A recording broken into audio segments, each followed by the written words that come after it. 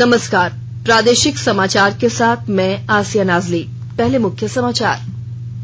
अंतर्राष्ट्रीय लोकतंत्र दिवस आज उपराष्ट्रपति, प्रधानमंत्री और लोकसभा अध्यक्ष संसद टीवी का करेंगे शुभारंभ। झारखंड में धार्मिक स्थल और कक्षा 6 से 8 तक स्कूल खुलेंगे। राज्य आपदा प्राधिकार की बैठक में निर्णय, रविवार बंदी को लेकर कोई नया निर्देश नहीं। राज्य के 22 जिलों में eFIR थाने खुलेंगे। झारखंड राजमार्ग फीस संशोधन नियमावली समेत 17 प्रस्तावों को कैबिनेट से मिली स्वीकृति। और संयुक्त प्रवेश परीक्षा JEE मेंस के नतीजे घोषित। 44 उम्मीदवारों ने 100% अंक हासिल किया। पहले स्थान पर 18 उम्मीदवार। और अब समाचार से पहले एक जरूरी संदेश। देश भर में 18 वर्ष से अधिक आयु के सभी लोगों के लिए सरकारी केंद्रों में निःशुल्क टीकाकरण अभियान चलाया जा रहा है। हमारे युवा श्रोताओं से अपील है कि वे कोविड रोधी टीका जरूर लगवाएं और दूसरों को भी इसके लिए प्रेरित और सहयोग करें। कोरोना महामारी के प्रति आप कोई भी लापरवाही ना बरतें, क्योंकि कोरोना अब भी हमारे लिए बड़ा खतरा बना हुआ है। जब तक आवश्यक ना हो, घर से बाहर ना निकलें और इन आसान उपायों का पालन करें। मास्क लगाएं, 2 गज की सुरक्षित दूरी बनाए रखें, बार बार हाथ धोएं और चेहरा साफ रखें। कोविड से संबंधित जानकारी और मार्गदर्शन के लिए राष्ट्रीय हेल्पलाइन काम कर रही है। इनके नंबर हैं 011-2397-8046 और 1075। इसके अलावा राज्य हेल्पलाइन नंबर 104 डायल कर समस्या का त्वरित समाधान लिया जा सकता है। और अब समाचार विस्तार से। उपराष्ट्रपति एम वेंकैया नायडू, प्रधानमंत्री नरेंद्र मोदी और लोकसभा अध्यक्ष ओम बिरला आज शाम संसद भवन एनेक्सी में संसद टीवी का शुभारंभ करेंगे। अंतर्राष्ट्रीय लोकतंत्र दिवस पर संसद टीवी का प्रसारण शुरू हो रहा है।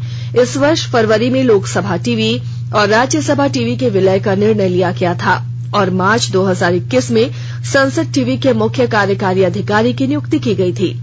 संसद टीवी के प्रसारण मुख्य रूप से 4 श्रेणियों, संसद और लोकतांत्रिक संस्थानों के कामकाज, शासन और योजनाओं, नीतियों, इतिहास और भारतीय संस्कृति तथा मुद्दों पर केंद्रित होगी।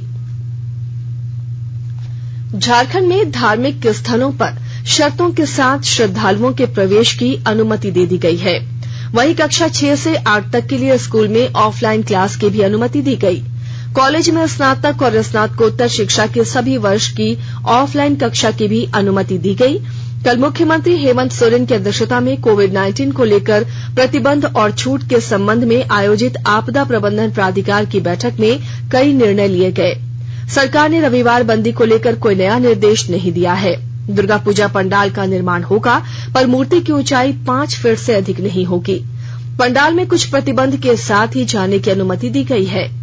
धार्मिक स्थल के संचालनकर्ता को कम से कम 1 टीका लेना अनिवार्य किया गया है। बाबाधाम जैसे बड़े धार्मिक स्थलों में ई-पास से प्रवेश की अनुमति दी गई है, पर 1 घंटे में अधिकतम 100 श्रद्धालु को ही अनुमति मिलेगी। वहीं 18 वर्ष से कम उम्र के बच्चों को अनुमति नहीं दी गई है। होटल, बार और रेस्टोरेंट अब रात 11 बजे तक खुलेंगे। सभी खेलकूद की गतिविधियों के बगैर दर्शक के आयोजन की अनुमति दी गई है। देश के 75वें स्वाधीनता दिवस समारोहों के उपलक्ष्य में आजादी का अमृत महोत्सव के अंतर्गत प्रादेशिक समाचार एकांश आकाशवाणी रांची द्वारा स्वाधीनता संग्राम और उसके गौरवशाली इतिहास पर 18 अगस्त से साप्ताहिक अमृत महोत्सव क्विज का शुभारंभ किया गया है। आजादी के 75 वर्षों का पर्व अमृत महोत्सव प्रत्येक बुधवार शाम 7 बजे प्रसारित होने वाले प्रादेशिक समाचार के दौरान पूछे गए प्रश्न का सही उत्तर देने वाले प्रथम 10 प्रतिभागियों में से लकी ड्रॉ द्वारा चुना हुआ एक प्रतिभागी इनाम का हकदार होगा। इसके लिए सुनते रहिए आकाशवाणी रांची का प्रसारण।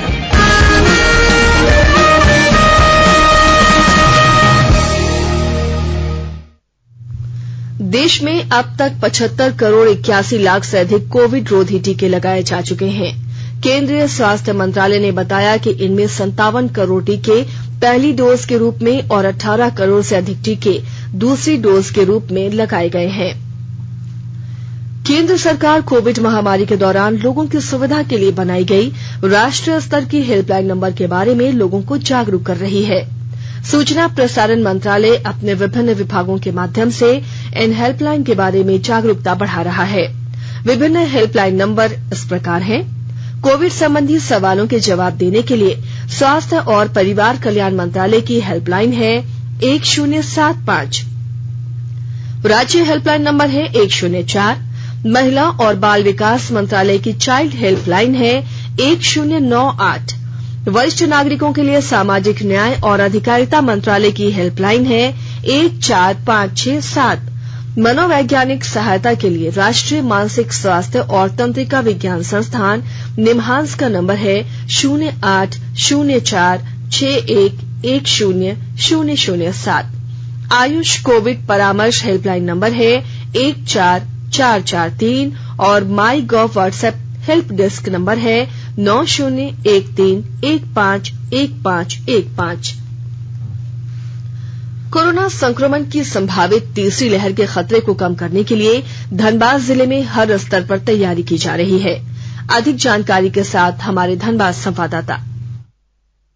कोरोना संक्रमण की संभावित तीसरी लहर के खतरे को कम करने के लिए धनबाद जिले में हर स्तर पर तैयारी की जा रही है। दूसरी लहर की तरह इस बार ऑक्सीजन की किल्लत न झेलनी पड़े, विभाग का इस पर सबसे ज्यादा फोकस है। इसी के तहत अब रांची मुख्यालय से धनबाद को 40 ऑक्सीजन कंसंट्रेटर उपलब्ध कराए गए हैं। इन मशीनों से मरीजों को जरूरत पड़ने पर तत्काल ऑक्सीजन मुहैया कराई जा सकती है, ताकि समय रहते मरीज की जान बचाई जा सके। जिला वेयर हाउस से विभिन्न अस्पतालों में इन ऑक्सीजन कंसंट्रेटर को भेजा जाएगा। इस संबंध में जिले के civil surgeon doctor Shyam Kishore ने बताया कि संभावित तीसरी लहर को देखते हुए व्यापक तैयारी की जा रही है। टुंडी में 20 बेड का आईसीयू तैयार किया जा रहा है। इसके अलावा अन्य कोविड सेंटर में भी इसकी तैयारी की जा रही है।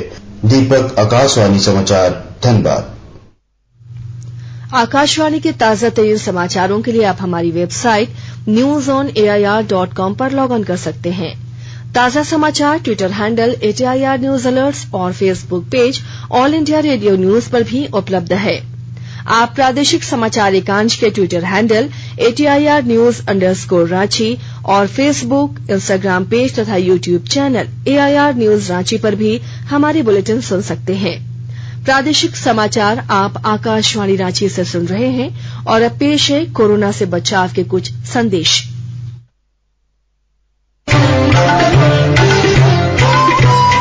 कोविड-19 से बचाव और सुरक्षित रहने के 3 उपाय।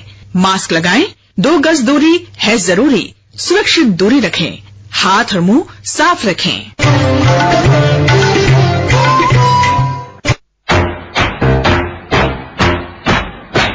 चलो मिलकर एक शुरुआत करें, चलो एक फैसला आज करें।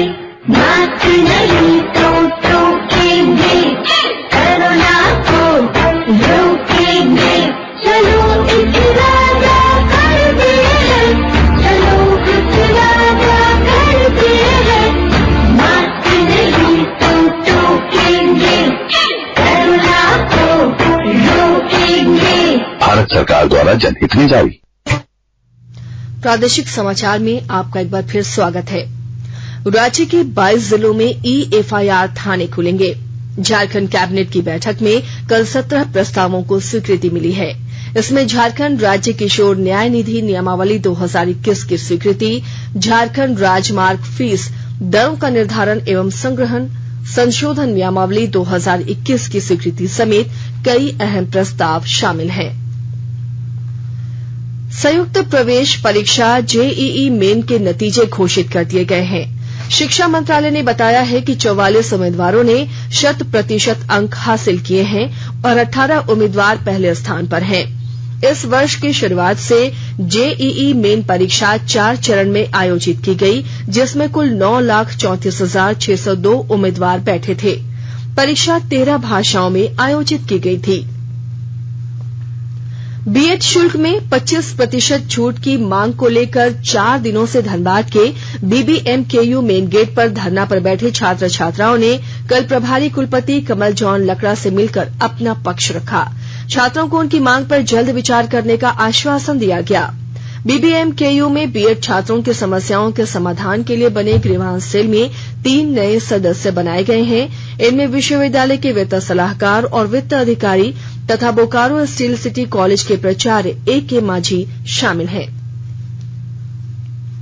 धनबाद के Vinod Bihari Mahato college university BBMKU ने 26 सितंबर को होने वाली पहली पीएचडी प्रवेश परीक्षा की नई तिथि 3 अक्टूबर निर्धारित की है।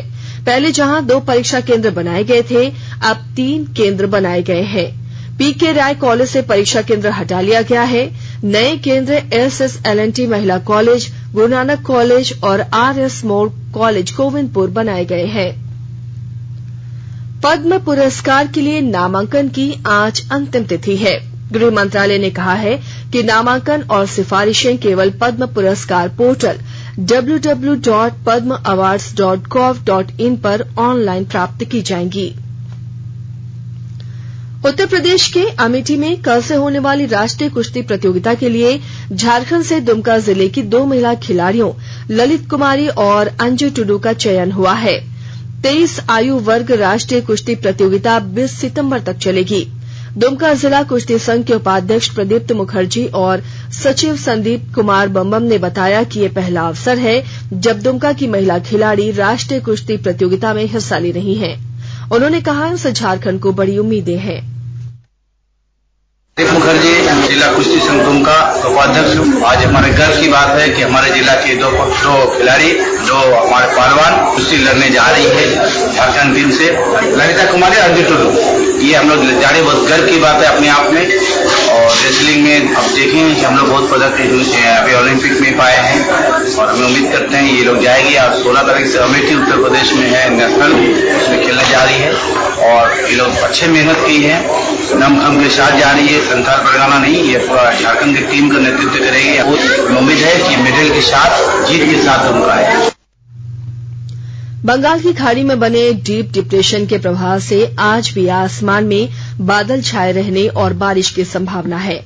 शाम से ही मौसम का मिजाज बदलने का अनुमान है। मौसम वैज्ञानिक अभिषेक आनंद के अनुसार 16 सितंबर से मौसम पूरी तरह साफ होने की संभावना है। 2 दिनों से लगातार हो रही बारिश से तापमान में 4-5 डिग्री तक गिरावट आ गई है। 35 डिग्री तक पहुंचा अधिकतम तापमान मंगलवार को 30 डिग्री पर रहा। बारिश की बात करें तो राज्य में सबसे ज्यादा बारिश धनबाद के पुटकी में हुई। यहां 48.6 मिलीमीटर बारिश रिकॉर्ड की गई। और अब अखबारों की सुर्खियां। राज्य से प्रकाशित लगभग सभी अखबारों ने झारखंड में चक्रवात का असर और राज्य आपदा विभाग की बैठक में लिए गए निर्णयों की खबर को प्राथमिकता दी है।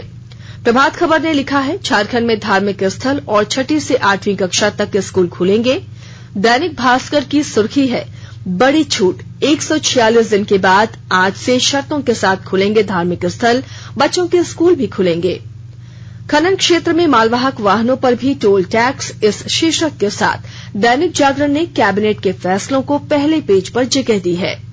दिल्ली यूपी में आतंकियों के नेटवर्क का भंडाफोड़, 6 धराए। हिन्दुस्तान ने इस खबर को पहले पन्ने पर प्रमुखता से प्रकाशित किया है। हिन्दुस्तान टाइम्स ने प्रधानमंत्री के 24 सितंबर को क्वाड की बैठक में शामिल होने की खबर को प्राथमिकता दी है। वहीं द टाइम्स ऑफ इंडिया ने पदोन्नति में आरक्षण मामले में सुप्रीम कोर्ट की सुनवाई की खबर को अपनी सुर्खी बनाया है। और अब अंत में मुख्य समाचार एक बार फिर।